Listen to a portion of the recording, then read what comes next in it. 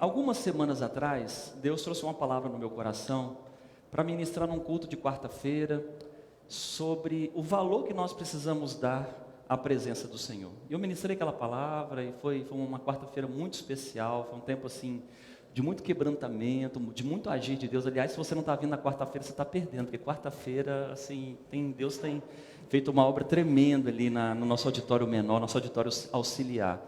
E naquela mesma noite, que eu não estava indo para casa no carro, estava com o pastor Bruno no carro, Deus falou comigo, pregue isso no domingo. Deus falou comigo, pregue isso no domingo. Aí eu fui assimilando essa palavra do Senhor no meu coração, voltei para os textos, estudei mais um pouquinho, tentei ampliar um pouquinho a abordagem para a gente trabalhar então nessa noite, aquilo que nós iniciamos ali no culto de quarta-feira sobre o valor da presença de Deus, entendendo que essa palavra para o meu coração, para o seu coração nessa noite, aquilo que nós precisamos então reconhecer aquilo que Deus tem feito em nossas vidas. Pastor Samuel está aqui no auditório? Está aqui, né, pastor? Ô, querido, fica de pé aí, você e a sua esposa. Pastor Samuel passou um tempo difícil, né, pastor? Diante de algumas intercorrências na saúde. Mas a gente quer dizer, irmão, que a gente tem orado pelo irmão, tem clamado ao Senhor, pedido a bênção de Deus sobre a sua vida. Deus te abençoe, a gente fica muito feliz em ver o irmão bem aqui, né? Continue orando pela vida do pastor Samuel, né?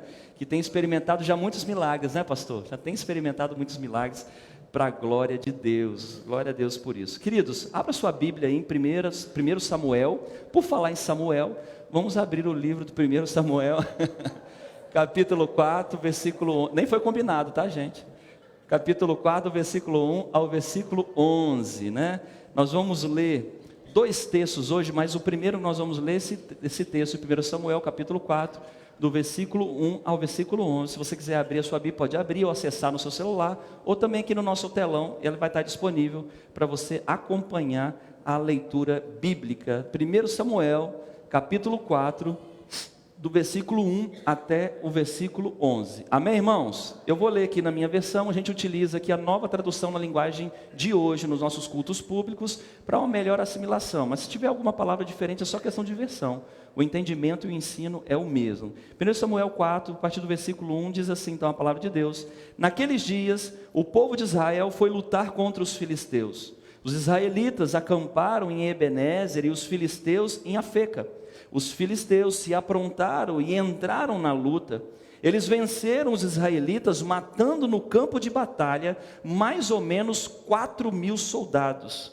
Quando aqueles que tinham escapado voltaram ao acampamento, os líderes do povo de Israel disseram: por que é que o Senhor Deus deixou que os filisteus nos vencessem hoje? Vamos trazer de Siló para cá a arca da aliança, para que assim o Senhor esteja no meio de nós e nos salve dos nossos inimigos. Versículo 4, então mandaram mensageiros a Siló, para trazerem a arca da aliança do Senhor Todo-Poderoso, que se assenta no seu trono entre os querubins. E Ofni e Finéias e os filhos de Eli vieram junto com a arca. Quando a arca chegou, versículo 5, os israelitas gritaram tão alto que a terra tremeu. Os filisteus ouviram os gritos e disseram: escutem esses gritos no acampamento dos hebreus, o que será que está acontecendo? Quando souberam que a arca da aliança do Senhor havia chegado ao acampamento hebreu, os filisteus ficaram com medo e disseram: um Deus chegou ao acampamento dos israelitas. Ai de nós, nunca aconteceu uma coisa assim. Ai de nós, versículo 8, quem poderá nos salvar destes poderosos deuses? São os deuses que atacaram os egípcios com todo tipo de pragas no deserto. Sejam corajosos, filisteus, lutem como homens ou seremos escravos dos hebreus, como eles já foram nossos escravos. Lutem como homens. Assim os filisteus lutaram. Os israelitas foram vencidos e fugiram correndo para suas casas, e houve uma grande matança. 30.000 israelitas foram mortos. Então os filisteus tomaram a arca de Deus, e Ofni e Finéias, os filhos de Eli, foram mortos. Queridos, esse é um momento da história muito triste sobre o povo de Israel. O povo de Israel, que sempre foi considerado ao longo da história como o povo de Deus, a nação escolhida pelo Senhor, aqui estava sofrendo muito. Nós temos aqui, queridos, uma história de uma experiência onde o povo de Israel foi atacado pelos filisteus, um exército inimigo, e no primeiro momento 4.000 pessoas morrem do povo de Deus. E no segundo momento, no segundo ataque, mais 30.000 pessoas morrem do povo de Deus. E quando nós olhamos para esse texto, queridos, nós vemos um povo, sabe, que estava sofrido, um povo que estava vivendo tempos difíceis, tempos de lutas, tempos de batalhas, saíam perdedores tantas vezes em meio a essas batalhas. Os filisteus sempre foram os maiores, ou um dos maiores inimigos do povo de Israel.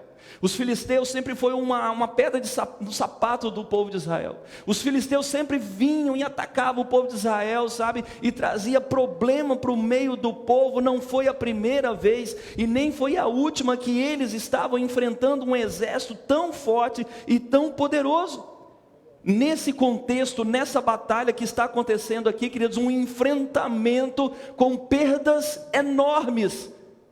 E o versículo 11 diz para nós que já não bastasse todas as perdas que eles estavam tendo, entre vidas sendo ceifadas, sabe? O texto diz para nós no versículo 11, então os filisteus tomaram a arca de Deus. Só para contextualizar, a arca da aliança era a representação da presença de Deus. A arca da aliança naquele tempo que continha, sabe, as pedras com os mandamentos de Deus, essa arca representava a presença, a manifestação, o poder de Deus no meio do povo. Você sabe disso, mas é bom lembrar, no Velho Testamento Deus se manifestava em locais específicos, para pessoas específicas, em situações específicas. O Espírito Santo ainda não veio, temos essa experiência do Espírito Santo a partir de Atos 2, no Pentecostes, mas no Velho Testamento Deus agia em momentos específicos, em situações específicas, e a Arca da Aliança era essa representação então, da presença de Deus no meio do povo. Quando nós lemos aqui que os filisteus tomaram a Arca da Aliança e levaram embora, o que eles levaram embora, gente? O que, gente? A presença de Deus. Levaram embora esse entendimento, esse discernimento que a presença de Deus não estava mais no meio do povo. Aí, queridos, a gente olha para esse texto que eu acabei de ler e a gente vê algumas questões interessantes aqui. Em primeiro lugar, nós encontramos aqui, queridos, que o inimigo o quê?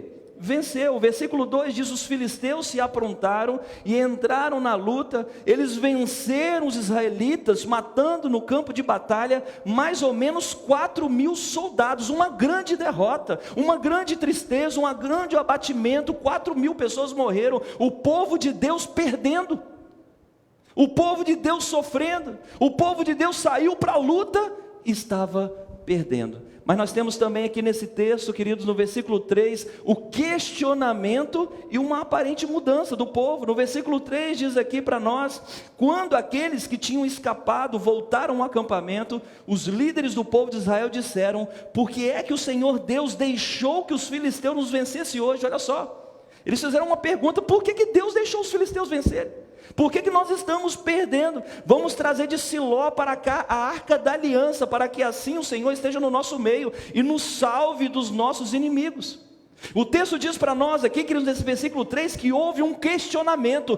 Por que nós perdemos? Eu sou o povo de Deus, eu sou o povo de Israel, eu sou um povo hebreu. Eu tenho sobre a minha vida, sabe, uma promessa que Deus fez. Por que eu estou perdendo? Por que os meus filhos estão morrendo? Por que a nossa geração está perdendo? Por que nós estamos sofrendo tanto se nós temos uma promessa sobre nós? Você já se questionou assim? Por que você sofre às vezes? Por que você passa por algumas lutas? Por algumas dificuldades? Por quê? Por que comigo? Por que eu? Por que assim? Por que está acontecendo de novo? Queridos, houve uma dúvida, mas me parece que houve uma aparente mudança. Porque o texto diz aqui que quando eles perderam 4.000 pessoas, eles mandaram então algumas pessoas irem até Siló e trazer o que, irmãos? A Arca da Aliança. Trazer então o que? A presença de Deus que não estava naquele local junto com eles. Então me parece que eles estavam perdendo, mas eles entendendo, opa, nós estamos perdendo, porque a presença de Deus não está no nosso meio. Então vamos fazer o seguinte, manda trazer a Arca da Aliança.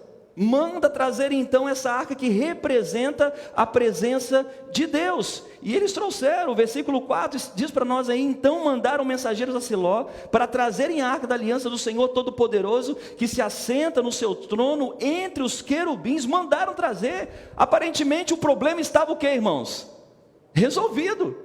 Nós perdemos 4.000, mas agora nós vamos vencer. Agora a arca da aliança está no nosso meio. Agora a presença do Senhor está conosco. Agora nós podemos ir de novo, porque nós vamos vencer. Agora a gente pode enfrentar de novo os filisteus, que nós vamos matar eles agora. Eles não vão matar mais nós, agora nós que vamos matar eles.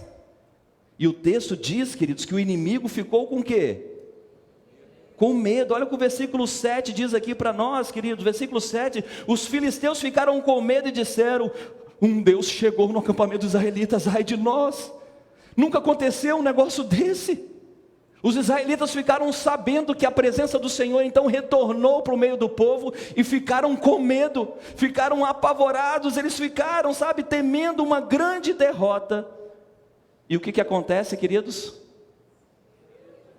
Os israelitas perdem de novo. O versículo 10 diz assim: assim os filisteus lutaram, os israelitas foram vencidos e fugiram correndo para suas casas, e houve uma grande matança. 30.000 israelitas foram mortos. Uau! Você pode dizer assim: uau, uau. No primeiro momento da história, 4.000 morrem.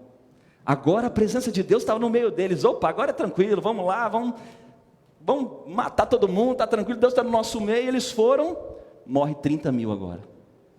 Então agora 34.000 pessoas morreram em campo de batalha. Por que tudo isso, queridos? Por que isso aconteceu com o povo de Israel? Por que o povo agora, tendo a presença de Deus no meio deles, foram derrotados? Porque no primeiro momento a gente até entenderia, porque a presença de Deus não estava com eles, eles foram para a batalha sem a presença de Deus e perderam 4.000 pessoas. Mas agora a presença de Deus estava ali, agora o Senhor estava no meio deles, agora eles estavam em comunhão de alguma maneira com a presença de Deus, que era representada pela arca da aliança, e agora eles vão de novo para a luta e 30.000 pessoas morrem. Ao fazer uma leitura mais extensa e profunda desse texto, queridos, e depois, a presença do Senhor foi levada, que foi pior ainda, mas uma reflexão um pouco mais profunda desse texto, a gente encontra um povo que tinha um coração dividido. A gente encontra um povo que tinha outros deuses. A gente encontra um povo pagão. A gente encontra um povo que tinha a presença de Deus, sim, mas tinha também a presença de outros deuses. Um povo, querido, que estava sofrendo, pois tinha sim a presença do Senhor, mas precisava fazer alguns consertos necessários em suas vidas. Esse ano aqui na Memorial, queridos, é o ano da santidade. Nós iniciamos esse ano em fevereiro, ministrando aquele livro do John Bevere, Kryptonita, um mês. Quantos estiveram aqui no Kryptonita? A maioria de vocês estiveram aqui naquela série, foi bênção, gente. Mas uma série que traz um incômodo, não sei se você ficou incomodado, mas eu fiquei incomodado. É daquela série, que não são fáceis de pregar e muito menos de ouvir, porque coloca o dedo na ferida e mostrando para nós, que tantas vezes nós amamos a Deus, mas também amamos outros deuses. Que damos Deus em nossas vidas, mas também temos outros altares no nosso coração, e negociamos. Lembra daquele vídeo, daquele casal, o Justin, esqueci o nome da esposa, e Angela, Justin e Angela, que eram casados, que tinham um compromisso um com o outro, que foram jantar, e daqui a pouco começa a chegar outros amantes de Angela, e Angela então começa a cumprimentar os seus outros amantes, e o marido ficou: ué, que negócio é esse? Você está doida? Você é casado comigo, mulher? Como assim você tem outros amantes? Aí ela: o que tem? Não tem nada a ver não. Poxa, ela achando super normal. Ângela representa tantas vezes a igreja de Jesus. Ângela tantas vezes representa, o povo de Israel. Ângela representa eu e você, que tantas vezes, reconhecemos Deus como nosso amado, reconhecemos Deus como nosso Senhor, reconhecemos Jesus como nosso Salvador, mas nós temos outros amantes em nossas vidas do ponto de vista espiritual.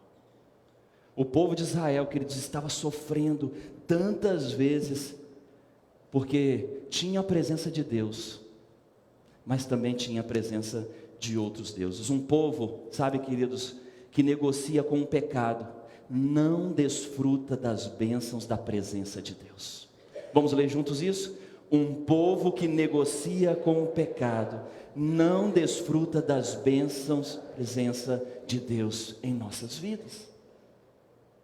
Às vezes, irmãos, nós não estamos vivendo com plenitude em algumas áreas do nosso coração. Somos como o povo de Israel, estamos sofrendo, estamos perdendo batalhas, enfrentando lutas. O que precisamos fazer? Precisamos olhar para a nossa vida, para o nosso coração e ver se tem alguma coisa fora do lugar. Queremos Deus, queremos o Senhor, mas não queremos tantas vezes eliminar, sabe, outros deuses, outros senhores, outras coisas que estão chamando a nossa atenção, outros amantes do nosso coração. Queridos, Jesus, o Senhor, Ele não quer ser mais um em nossas vidas, Ele quer ser o único do nosso coração. É isso que Ele queria ser no meio do povo de Israel e não estava sendo. Por isso que o povo estava sofrendo. Um povo que estava negociando com pecados de estimação. Um povo que estava acostumado a ser um povo pagão. Um povo, sabe, que adorava a Deus, mas também tinha outros altares no meio deles. Deixa eu falar uma coisa para você nessa noite. Não dá para negociar com Deus.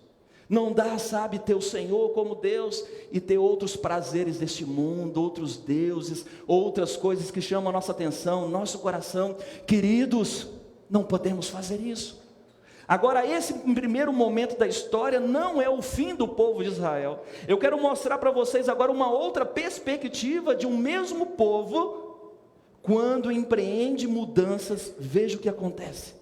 Depois de 7 meses, só para te localizar, depois de 7 meses, sabe, que aconteceu isso, a Arca da Aliança volta para o meio do povo. Os filisteus devolvem a Arca da Aliança para o povo de Israel, o mesmo povo, a mesma arca, porém com uma atitude completamente diferente, né? E aí eu quero ler com vocês 1 Samuel, capítulo 6, do versículo 20 ao versículo 21, depois o capítulo 7, passa algumas páginas aí, ou olha no telão, que eu vou estar lendo aqui, capítulo 6, versículo 20, versículo 21, e o capítulo 7, do versículo 1 ao versículo 17, 7 meses depois.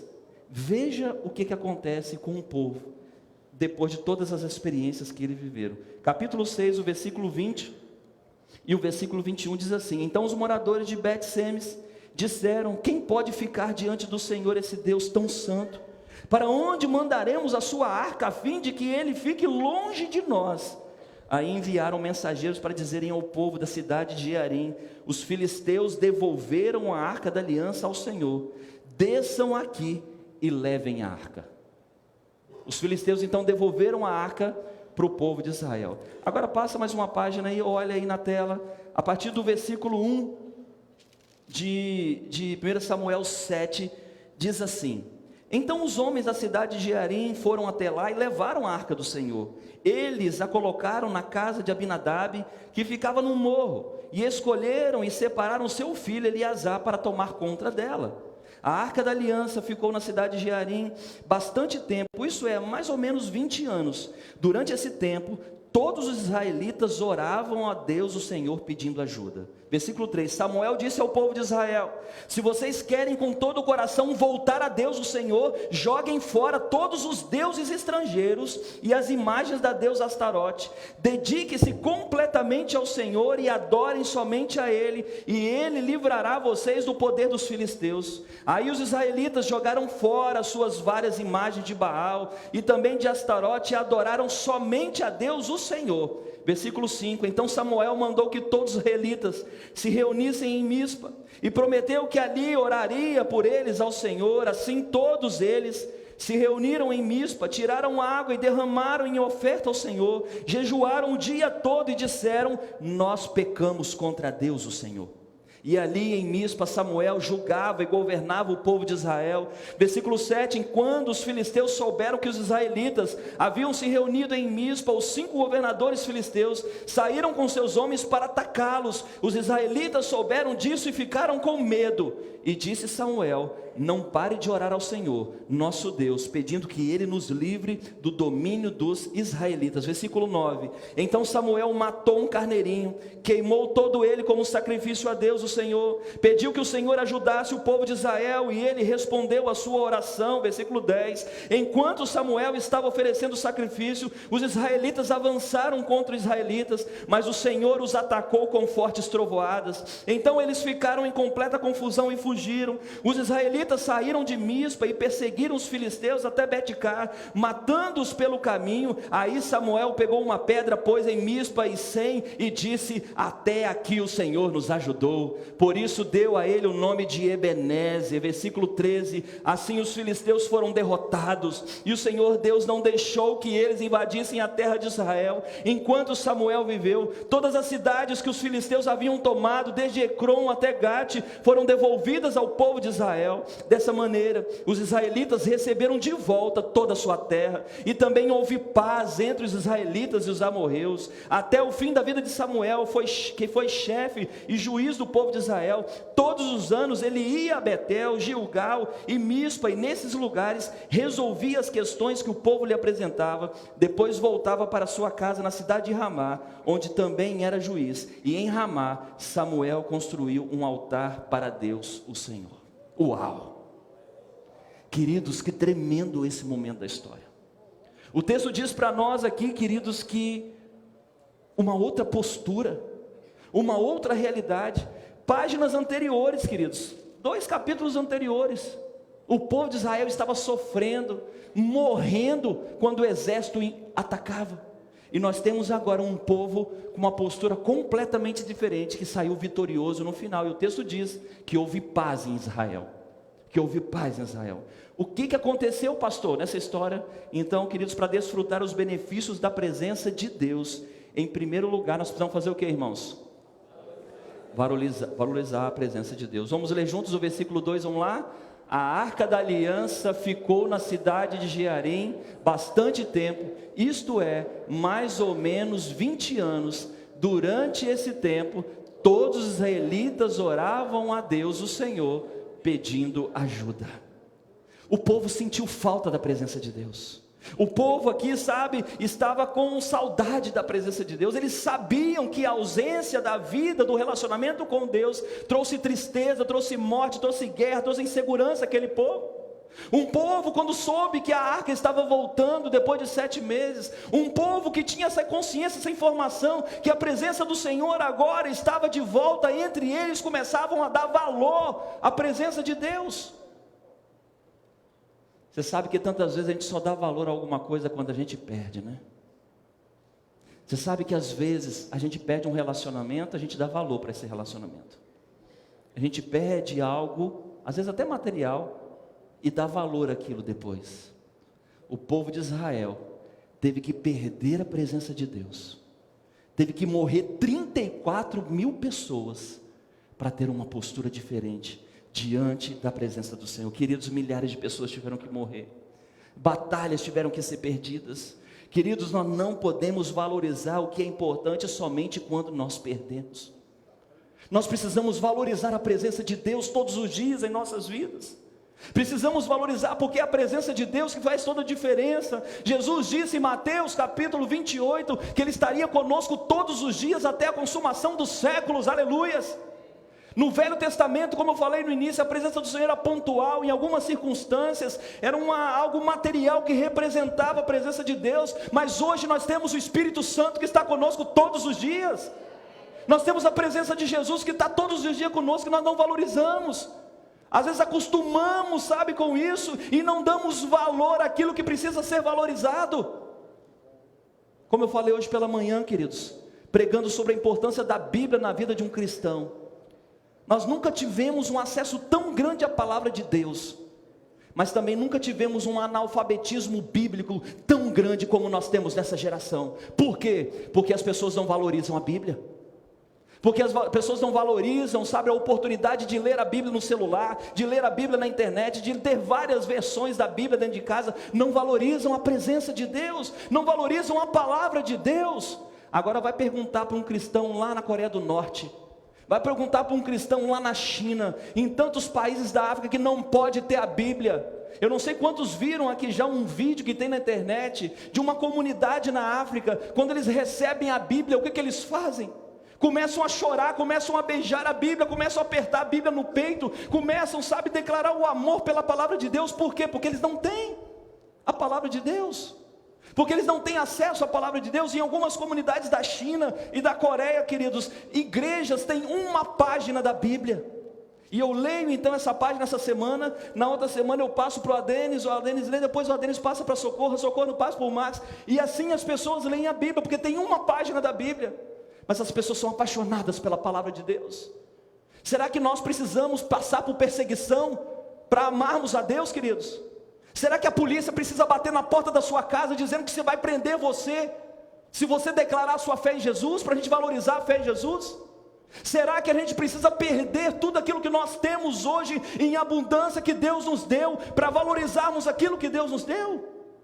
E às vezes fazemos isso na nossa vida com Deus, às vezes fazemos isso com a presença de Deus que está constante em nossas vidas. Queridos, não pode estar assim, não pode ser assim. Nós precisamos, sabe, valorizar, porque senão, irmãos, não faz muito sentido. Me parece, sabe, queridos, que a história do filho pródigo, semana passada eu não preguei sobre o filho pródigo, preguei sobre uma outra coisa, mas eu usei aqui a experiência do filho mais velho que ficou dentro de casa. Nem falei sobre o filho pródigo não, mas quero falar hoje sobre o filho pródigo rapidamente. Me parece que em algum momento da sua história, o filho pródigo, ele reconheceu que ele não valorizou o que ele tinha, porque o texto diz para nós aí, vamos ler juntos? Caindo em si, ele pensou: quantos trabalhadores do meu pai têm comida de sobra, e eu estou aqui morrendo de fome.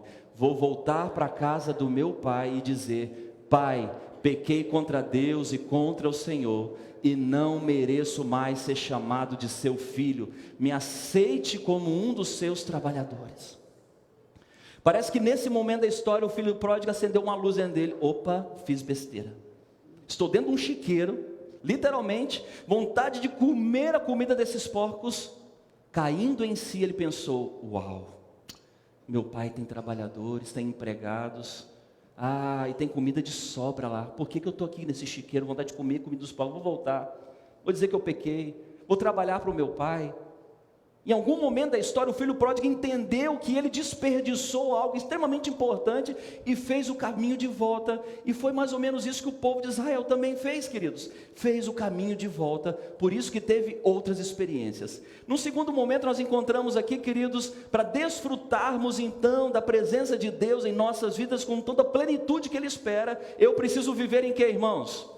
Em santidade. O versículo 3, vamos ler juntos? Samuel disse ao povo de Israel: se vocês querem com todo o coração voltar a Deus, o Senhor, joguem fora todos os deuses estrangeiros e as imagens da deusa Astarote, dediquem-se completamente ao Senhor e adorem somente a Ele, e Ele livrará vocês do poder dos filisteus. Você entendeu agora porque 3 capítulos anteriores 34 mil pessoas morreram? Vocês entenderam já agora?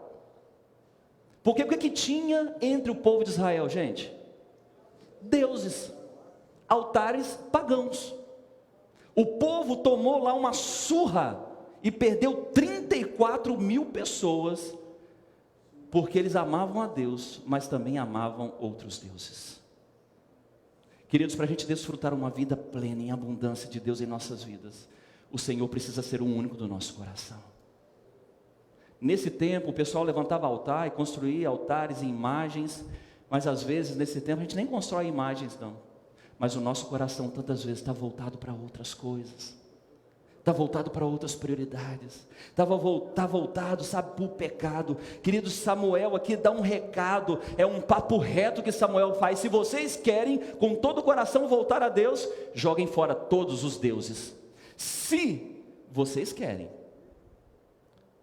Se vocês não querem de novo passar vergonha e serem dizimados, joguem fora e quebrem todos os altares pagãos que estão no meio de vocês. Aqui Samuel, queridos, dá um recado direto: se vocês querem ser diferentes, sejam diferentes. Queridos, eu falei na semana passada, eu repito, queremos tantas vezes as bênçãos e os milagres, mas não queremos pagar o preço. Tantas vezes, irmãos, nós estamos brincando com o pecado, temos uma vida dupla, aquele famoso crente bipolar, que é um aqui e outro lá, vive de uma maneira na casa de Deus, no templo ou na célula, e de segunda a sábado faz o que quer da vida. Não dá para ser assim, irmãos. O povo de Israel estava sofrendo, estava morrendo, porque ele tinha uma vida dupla. Amavam a Deus, mas amavam também outros deuses. Vida de santidade é estar separado para o Senhor. Por isso em 2019, na vida da Memorial, é o ano da santidade, porque nós queremos como igreja viver totalmente para a glória de Deus. Queremos viver completamente dedicados ao Senhor e separados para Ele, porque nós amamos o Senhor sobre todas as coisas, e precisamos mostrar para Deus que realmente Ele está acima de todas as coisas do nosso coração. E não podemos ficar, sabe, dividindo a atenção do nosso coração. Queridos, nós precisamos assumir uma postura de uma vez por todas, de santidade ao Senhor. De uma vez por todas. Eu não estou falando de religião, não. Eu não estou falando de religião A, B, não estou falando de denominação, não estou falando de placa de igreja. Eu estou falando de coração. Eu estou falando de vida. Eu estou falando de entrega. Eu estou falando, sabe, de compromisso. É isso que o Senhor espera de nós, de todos os seus filhos. O Senhor espera isso de você, o Senhor espera isso de mim. Até porque, queridos, vamos ler juntos? Sem santidade, ninguém verá o Senhor. Quem quer ver Deus aqui, gente, um dia? Então, meu filho, você precisa viver em santidade. Não sei o que está falando não, tá, gente? Desde Hebreus. Sem santidade, ninguém verá o Senhor. E santidade não é subir para um mosteiro, subir no alto monte, separar de todo mundo, ficar lá, não, gente. Santidade é aonde você estiver, o seu coração está separado para Jesus. Aonde você estiver, o que você estiver fazendo, no seu trabalho, na escola, no condomínio, na roça, onde você estiver, o seu coração está prostrado diante de Jesus. Ama o Senhor de todo o coração. Mas em terceiro lugar, para que possamos desfrutar da presença do Senhor em nossas vidas, nós precisamos ter o que, irmãos? Atitude. Samuel aqui dá uma direta, um papo reto com eles, se vocês querem voltar para Deus de todo o coração, vocês precisam jogar fora todo aquele lixo que está dentro do meio de vocês. Aí o versículo 4 diz para nós o que? Vamos ler juntos aí? Aí os israelitas jogaram fora as suas várias imagens de Baal e também as Astarote e adoraram somente a Deus. Então agora a postura mudou, né? Samuel falou: olha, se vocês querem voltar para Deus, se vocês querem desfrutar da presença de Deus, se vocês querem desfrutar do favor de Deus sobre as suas vidas, joguem fora. Imediatamente eles fizeram o que, irmãos? Jogaram fora. Não basta só saber o que fazer, a gente precisa fazer. Às vezes, queridos, nós estamos cheios de informações e conceitos, sabe, daquilo que nós temos que fazer, mas falta atitude, falta prática, falta intencionalidade, falta algo, sabe, intencional num processo de mudança nas nossas vidas. Queridos, aquilo que eu estou pregando aqui, você já sabe isso de cor, eu já sei. Agora o desafio é amanhã, na segunda-feira, eu empreender as mudanças. O desafio é na terça-feira, quando o pote vai quebrando lá no trabalho, lá dentro de casa, na escola, na vizinhança, a circunstância difícil, eu praticar isso que eu estou falando aqui. Agora é possível? Claro que é possível, sim, é possível, porque o processo de mudança e santificação começa jogando lixo aonde, irmãos? Fora. E tantas vezes a nossa vida espiritual está cheia de lixo, queridos. A nossa caminhada emocional às vezes está cheia de lixo.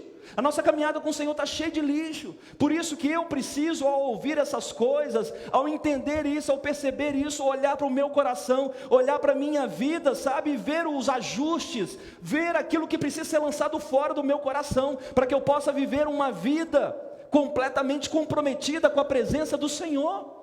Então não basta saber o que eu tenho que fazer, eu preciso fazer as mudanças. Um povo que agora entendeu, queridos, que eles tinham tomado uma surra lá atrás dos inimigos. Tinham perdido 34 mil pessoas, pois queriam a Deus, mas também queriam o pecado. Queriam a Deus, mas também queriam o pecado. Se eu perguntar, queridos, para todo mundo quem quer Deus, todo mundo vai querer. Como eu falei naquela pesquisa que foi feita, quando eu ministrei aquela série do pastor Greg Rochelle, o cristão ateu. Quando ele traz assim, sabe, um despertamento sobre não basta só crer em Deus, eu preciso viver para a glória desse Deus. Foi feita uma pesquisa no Brasil, já falei isso aqui algumas vezes, e perguntaram quem crê em Deus. 93,5% das pessoas creem em Deus. Agora, crer em Deus basta, queridos? Como eu brinquei lá atrás, sabe o que isso significa? Nada. 93% dos brasileiros creem em Deus. O Brasil está bombando, né, gente? Corrupção caindo, insegurança caindo, seus filhos podem sair na rua tranquilamente, as cadeias estão vazias, estupro acabou, assassinato. Está assim, gente? Então, o que 93,5% dos brasileiros que creem em Deus estão mudando? Estão tendo alguma atitude diferente em suas vidas? Ah, queridos, quantos querem mudar? E aí eu achei essa figurinha aí na internet, ó, legal. Quem quer mudança? Eu! Quem quer mudar? Muitos querem mudança, mas poucos querem mudar. Muitos entendem que a mudança é necessária. Agora, poucos querem de verdade mudar. Sabe por que Deus deixou o povo levar uma surra no primeiro texto que eu li, mesmo estando no meio do povo? Por causa disso aqui, ó. Deus não divide a glória dele com ninguém. Vamos ler junto esse texto aí de Isaías? Eu sou o Senhor, este é o meu nome, não darei a outro a minha glória, nem a imagens o meu louvor. Por isso que nós não temos imagem, queridos. Todo respeito às religiões que tem, porque Deus não divide a glória dele com ninguém. Deus não divide o louvor que é dado somente, ou precisa ser levado somente a ele, para ninguém. E o povo de Israel estava tomando uma surra e sofrendo, porque amava a Deus, mas também amava os outros deuses. E Deus não divide a glória dele com ninguém. Fala isso para a pessoa do seu lado aí, Deus não divide a glória dele com ninguém, tá? Isso aí. Em quarto lugar, queridos, avançando aqui para a nossa reta final, o que o povo teve que fazer, sabe, para empreender as mudanças e ter a presença de Deus e todos os benefícios dessa presença no meio dele, queridos? Arrependimento. Vamos ler juntos o versículo 6. Assim todos eles se reuniram em Mispa, tiraram água e a derramaram em oferta ao Senhor, jejuaram o dia todo e disseram, olha só, agora o povo estava começando a entender. Depois que eles tomaram uma surra, 34 mil morreram. Depois que a presença do Senhor foi levada, depois da presença do Senhor voltou, eles começaram a orar e valorizar. Samuel falou para eles o que eles tinham que fazer. Eles começaram a empreender as mudanças. Eles começaram então a reconhecer que eles tinham pecado contra Deus. Queridos, arrependimento é um caminho necessário para a mudança. Não há mudança sem arrependimento. As mudanças que eu preciso, sabe, experimentar na minha vida, precisam passar pelo caminho do arrependimento. E como eu escrevi aqui, arrependimento não é remorso, arrependimento não é dor de cotovelo, e muito menos consciência pesada, é mudança de comportamento. É arrependimento, eu estou fazendo algo e entendo em algum momento, opa, isso não está legal, eu paro de fazer. É que o apóstolo Paulo diz sobre metanoia, sobre metamorfose, é uma mudança que acontece de dentro para fora, é uma transformação que começa primeiro no meu coração, mas externaliza em atitude. Arrependimento não é ficar com dor no cotovelo, nem com peso da consciência e remorso. Arrependimento é mudança. É eu olhar para a minha vida, o que está fora do lugar, e colocar as coisas no lugar junto com Jesus. É eu entender aquilo que está fora e trazer para o lugar certo. Isso é arrependimento. E o povo entendeu, queridos. O povo entendeu agora que eles estavam pecando. E aí um texto muito especial de Apocalipse 3:19 diz assim, vamos ler juntos? Eu corrijo e castigo todos o que amo. Portanto, levem as coisas a sério. Nossa. O Senhor falando, eu corrijo e castigo todos os que amo, portanto levem as coisas a sério e se arrependam. Tem muito crente levando a vida espiritual como uma brincadeira. Tem muito cristão, fala crente não, porque crente, você sabe que até quem é, né? Vamos falar de cristão, discípulo. Tem muito cristão que está levando a vida espiritual de qualquer jeito.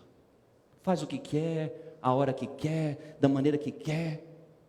Queridos, tantas vezes nós estamos passando por tratamentos de Deus em nossas vidas, como um chamado de atenção, como um chamado de despertamento, para um arrependimento interior e uma mudança de comportamento que precisa acontecer nas nossas vidas. Em quinto lugar, tenha o quê? Perseverança. Versículo 7 e versículo 8, vamos ler juntos?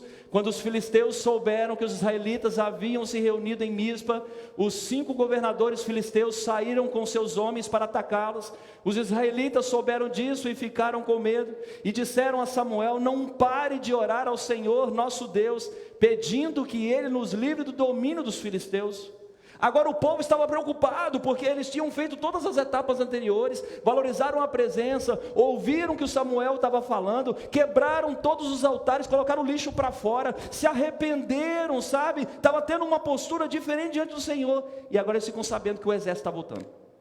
O que vem no coração deles, queridos? Medo, insegurança. Vamos tomar uma outra surra, será? Porque há 7 meses atrás perdemos 34 mil pessoas, e a presença do Senhor estava conosco. Nós trouxemos a Arca da Aliança. Por que nós perdemos? Será que vai acontecer isso de novo? Queridos, diante dos desafios da vida, nós precisamos ter perseverança. Se valorizamos a presença, se vivemos em santidade, tivemos atitude e arrependimento, eu posso ter perseverança e confiar em Deus, porque Ele vai bradar em meu favor. Ah, queridos, eu tenho que ter a convicção que quando eu valorizo a presença de Deus, a ajuda do Senhor vai vir como resultado dessa busca, desse relacionamento. Versículo 12, vamos ler juntos? Aí Samuel pegou uma pedra, pôs entre Mispa e Sem e disse: até aqui o Senhor Deus tem nos ajudado, nos ajudou. Por isso deu a ela o nome de Ebenezer. Essa famosa frase de Samuel significa 2 coisas: reconhecimento e gratidão. Samuel já estava agradecendo aquilo que o povo já estava fazendo, um reconhecimento, sabe, de mudança, de transformação que Deus estava produzindo no meio do povo. Samuel estava com um coração quebrantado e contrito, reconhecendo a ajuda de Deus na vida do povo. E aí o resultado disso é o que, irmãos? É a vitória. Olha os versículos 10, 11, 13 e 14, vamos ler juntos? Enquanto Samuel estava oferecendo o sacrifício, os filisteus avançaram contra os israelitas, mas o Senhor os atacou. Então eles ficaram. Os israelitas saíram de Mispa e perseguiram os filisteus até Bet-Cá, matando-os pelo caminho. Assim os filisteus foram derrotados, e o Senhor Deus não deixou que eles invadissem a terra de Israel, enquanto Samuel viveu. Todas as cidades que os filisteus haviam tomado, desde Ecrom até Gate, foram devolvidos ao povo de Israel. Dessa maneira, os israelitas receberam de volta toda a sua terra, e também houve paz entre os israelitas e os amorreus. Aleluias! O povo agora desfrutando de uma vitória, o povo agora desfrutando da bênção de Deus, porque primeiro fez o quê? Reconheceu a presença que voltou, a bênção que voltou, a alegria que voltou, a paz que voltou, e o resultado disso? A vitória voltou. Queridos, vocês entendem isso? O mesmo povo, a mesma arca, com 2 atitudes diferentes e com 2 resultados diferentes. A primeira experiência, o povo reconheceu que precisava trazer de volta a presença de Deus. O povo reconheceu que a presença de Deus precisava estar no meio deles, mas trouxe a presença sem jogar o lixo fora, sem fazer as mudanças necessárias. 34 mil pessoas morrem, mas agora a arca volta. Eles reconhecem que precisam valorizar a presença, reconhecem que precisam pedir perdão, que precisam se arrepender. Ah, queridos, uma grande vitória acontece. O texto diz para nós aqui que Deus causou confusão entre os inimigos, que o povo de Israel, então eles saíram e perseguiram os filisteus, matando eles pelo caminho. E o texto diz para nós, queridos, que houve paz em Israel. que houve paz entre os israelitas. Deus estabeleceu a paz, a vitória e a bênção no meio do povo, porque o povo parou de negociar com o pecado. Então é só uma mensagem preciosa para mim e para você. Se queremos viver uma vida de paz, de vitória, de plenitude daquilo que Deus tem para nós, nós precisamos parar de negociar com o pecado. Precisamos parar de negociar com aquilo que ofende o caráter de Deus, que ofende o coração do Senhor, e nos voltarmos completamente para Ele. É tempo de pararmos, queridos, de negociar com o pecado, para experimentarmos mais da presença de Deus. Eu não sei você, mas eu não quero ser esse povo do capítulo 4, eu quero ser o povo do capítulo 6, e a minha oração é que essa igreja seja a igreja do capítulo 6 e não do capítulo 4. Uma igreja, sim, que entende os seus desafios, as suas lutas, as suas batalhas, mas entende que precisa jogar lixo fora, que precisa fazer alguns consertos. E quando eu falo igreja, não estou falando desse prédio, estou falando da instituição, estou falando de quem? Das nossas vidas, porque eu sou igreja, você é igreja. As mudanças que precisam acontecer no nosso meio, precisa começar a acontecer aonde, irmãos? Na minha vida, na sua vida. A igreja só muda quando você muda. A igreja só é diferente quando você é diferente. Às vezes nós queremos uma igreja melhor, queremos uma igreja diferente, mas nós não mudamos. Não vai mudar, irmãos, não vai mudar. A presença de Deus está entre nós, o Senhor está conosco. Agora nós precisamos ter uma postura diferente diante do pecado e diante daquilo que tantas vezes tem atraído o nosso coração. Eu quero orar com você nessa hora. Eu quero pedir ao Senhor, sabe, para que Ele possa nos ajudar, para que Deus possa trazer ao meu coração um discernimento daquilo que está fora do lugar, para colocar no lugar certo, para que Deus possa trazer ao meu coração, sabe, como trouxe ao coração do profeta Samuel, como trouxe ao coração daquele homem, falando: tem altares pagãos no meio de vocês, tem coisa fora do lugar, tem lixo que precisa ser jogado fora. E essa voz hoje, quem vai dizer para você e vai dizer para mim? O Espírito Santo, quando estamos sensíveis, quando estamos abertos, como estando, sabe, assim, permitindo Ele fazer esses ajustes no nosso coração. Eu não sei como você chegou aqui nessa noite, irmãos, eu não sei como que está o seu coração, está a sua vida, como que está a sua caminhada espiritual. Se está um negócio mais ou menos, se você está bombando, eu não sei. Mas como eu falei semana passada, Jesus veio para dar vida e vida em abundância, vida completa. Não queira nada menos do que isso, não. E às vezes nós estamos vivendo abaixo daquilo que o Senhor sonhou para nós, porque nós estamos negociando com o pecado, porque tem outros altares no nosso coração que tem chamado a nossa atenção. Queridos, algo precisa mudar dentro de nós. Nós vamos cantar uma canção, fecha os seus olhos, fica de pé no seu lugar, e assim daqui a pouco a gente vai encerrar essa celebração, esse culto.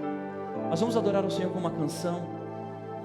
Enquanto você adora o Senhor com essa canção, sabe, apresente a sua vida a Ele, apresente, sabe, a sua história, apresente os seus pensamentos, apresente, sabe, aquilo que está fora do lugar dentro de você. Deus não quer que você fique sofrendo não, meu irmão. O sofrimento, claro, faz parte da vida, faz parte da nossa caminhada aqui, mas a vontade de Deus, os planos do Senhor, é que você tenha uma vida e uma vida em abundância, com a presença dEle, sem negociar com o pecado. Vamos adorar o Senhor com essa canção.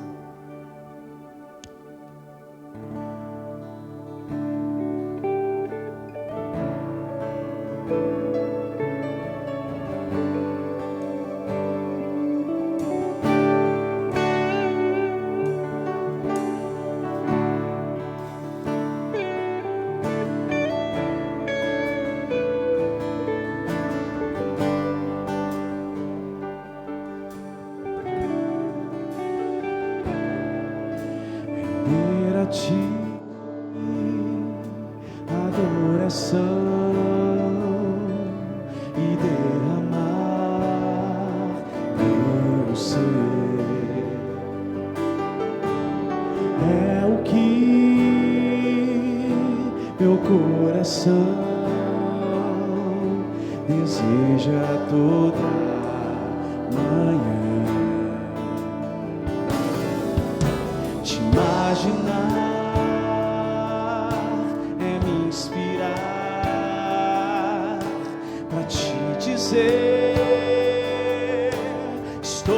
apaixonado cada vez mais por ti. Você pode levantar a sua mão. Senhor, tu és incomparável, teu nome é maravilhoso. Leva-nos, leva-me além.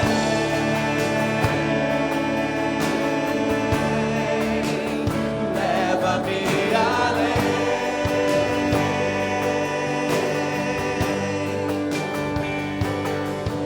A um nível mais profundo de intimidade contigo, ó Senhor. Leva-me, leva-me além.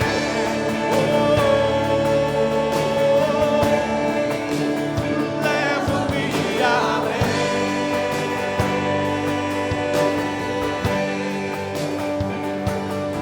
Que a minha vida flua mais da tua unção, mais do teu poder. Render a ti, render a ti adoração e derramar meu coração.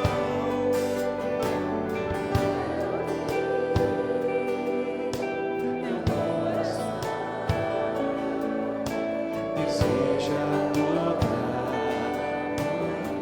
te imaginar,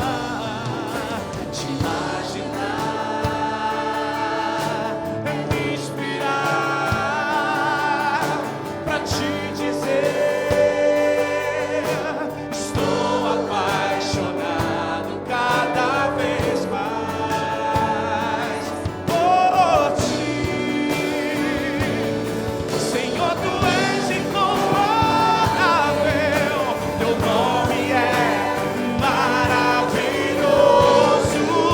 Deus forte, príncipe da paz, leva-me além. Leva-nos, Senhor, leva-me além.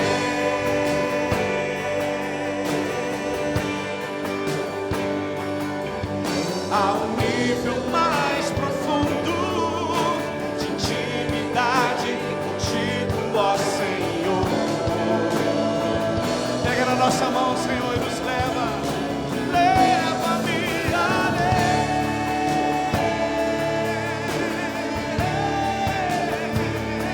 Leva-nos, Senhor.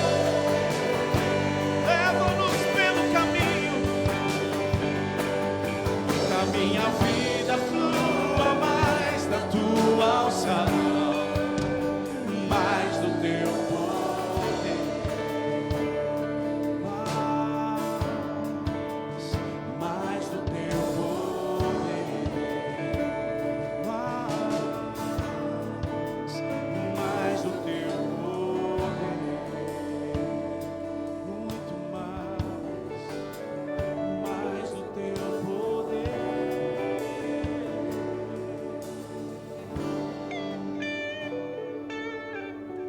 Queridos, as mudanças que precisam acontecer no meu coração, só eu posso decidir mudar. Então, muito mais do que querer a mudança, eu preciso querer mudar. Da mesma maneira, você, todos nós, peça ao Senhor nesses dias, sabe, para te ajudar a fazer os consertos necessários no seu coração. Como eu falei mais uma vez, eu não estou falando de religião não, tá, gente? Estou falando de Jesus. Estou falando de vida com Jesus, vida com Cristo. Senhor, nós te agradecemos, ó Deus, porque o Senhor mesmo diz que o Senhor disciplina aquele que o Senhor ama. Mas o Senhor também diz que nós precisamos levar a sério e se arrepender. Apocalipse 3,19 diz isso para nós. Ao olharmos para esses textos, ó Deus, o povo de Israel, em dois momentos tão próximos, mas momentos com resultados totalmente diferentes. O mesmo povo, no capítulo 4, Deus tomando uma surra dos inimigos. O povo que o Senhor amava, o povo que o Senhor amou, o povo que o Senhor tinha promessas sobre eles, o povo que entendeu que precisava da tua presença, que trouxe a tua presença de volta de Siló. Mas um povo que não fez os consertos necessários, um povo que não valorizou a presença, um povo que não buscou santidade, um povo que não jogou o lixo fora, sofreram e quase foram dizimados. 34.000 pessoas morreram, e ainda a tua presença foi levada embora. Mas louvado seja o teu nome, Deus, porque o Senhor levantou um profeta naquela geração. O Senhor levantou um homem, um compromisso com o Senhor, para dizer para o povo: se vocês querem voltar a Deus de todo o coração, joguem fora todo o lixo, se arrependam, chorem diante do Senhor, rasguem as suas roupas, caem de boca no pó e reconheçam que vocês pecaram contra Deus. Reconheçam que vocês amavam a Deus, mas também amavam outros deuses. Reconheçam que vocês trouxeram para o meio de vocês a presença de Deus, sem jogar a presença dos outros deuses fora. Mas é lindo ver, ó Deus, um povo que entendeu, um povo que começa a fazer as mudanças, um povo que começa a colocar a casa em ordem, um povo que reconhece que nós pecamos contra Deus. E quando o inimigo vem de novo, o Senhor dá a vitória a esse povo. E aí Samuel pode se levantar com uma voz profética na sua geração e dizer: Ebenezer, até aqui nos ajudou o Senhor. E houve paz entre os israelitas, e o Senhor devolveu aquilo que foi roubado deles.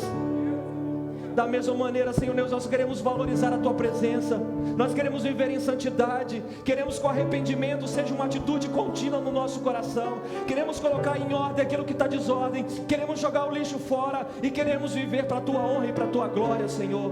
A começar em mim, ó Deus, a começar em mim. Ajuda-me, Senhor, ajuda-nos, ó Pai, ajuda essa igreja, ajuda o teu povo, Senhor, a colocar a casa em ordem, a casa que é o seu coração, que é a fonte de vida, que é onde, Senhor Deus, nós levantamos o altar para o Senhor, mas tantas vezes também levantamos outros altares no nosso coração. Ajuda-nos, ó Pai, para que possamos desfrutar das bênçãos que o Senhor tem para nós, como o Senhor fez com o povo de Israel, deu paz. As suas terras tinham sido roubadas, saqueadas, e o texto diz que o Senhor devolveu tudo para eles. O Senhor retornou tudo para eles. Além de dar a vitória, o Senhor quer nos restituir aquilo que foi roubado. Deus, em nome de Jesus, Pai, eu quero te pedir, se tem alguém nesse auditório que está negociando com outros deuses, com outras áreas, ó Deus, no seu coração, negociando com o pecado, Pai, que possa organizar isso dentro do seu coração, para desfrutar a bênção, a vitória, a restituição que o Senhor tem para nós. Faça isso no nosso meio, Senhor. Faça isso no nosso meio. Nós vamos continuar, Senhor, dando ao Senhor toda a honra, toda a glória e todo o louvor. Por isso nós cantamos, Senhor, leva-nos além, leva-nos além, leva-nos além, Senhor Deus, além de nós mesmos. É a nossa oração, é o nosso clamor, em nome de Jesus. Amém e amém. Glória a Deus. Tenha uma ótima semana na presença do Senhor. Te espero amanhã às 19h30 no nosso encontrão de todas as células, de toda a igreja. Vem celebrar o Senhor conosco. Vai em paz. Tem uma semana muito especial na presença do Senhor. Deus te abençoe. Dê um abraço na pessoa que está do seu lado, você sair. Abençoe ela, cumprimente essa pessoa. Isso aí, glória a Deus. Deus abençoe. Vamos em paz.